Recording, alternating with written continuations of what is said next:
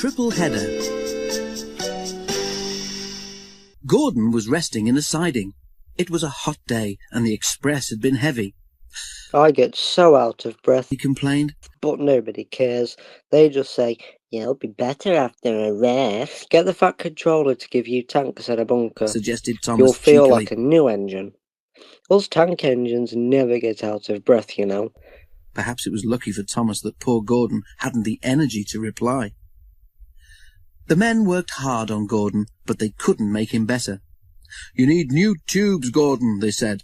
"You'll have to go to the works to have them fitted."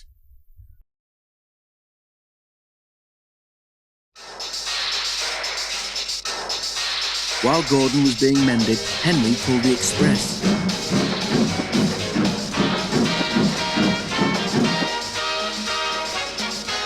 But one morning, just before Gordon was due back, Henry was ill too.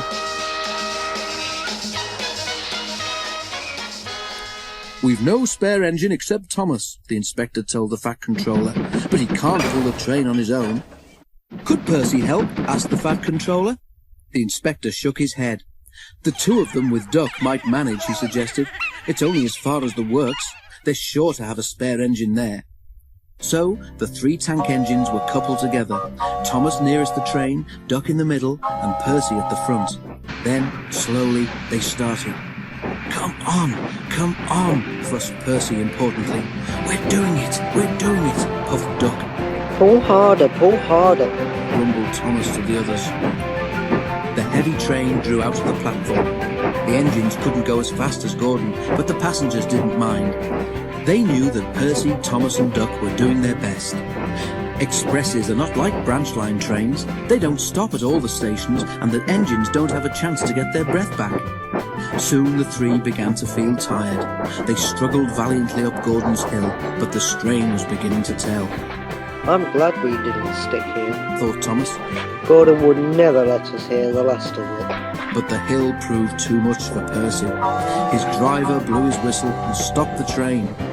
"We can't take you off, Percy," said Thomas's driver. "Do the best you can to keep your brakes off. It's not far now."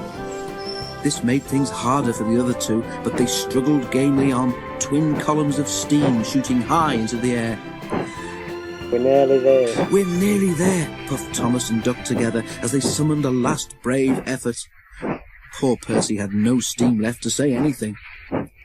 They were just passing the works when Duck found he could go no further.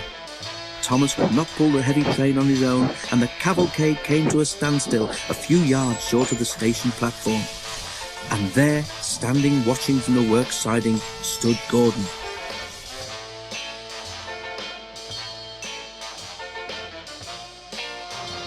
The Fat Controller, who'd been on the train, told the three engines he was proud of them. "You did very well to get so far," he said, "and now you deserve a rest." Duck, Percy and Thomas were uncoupled and a new engine took their place.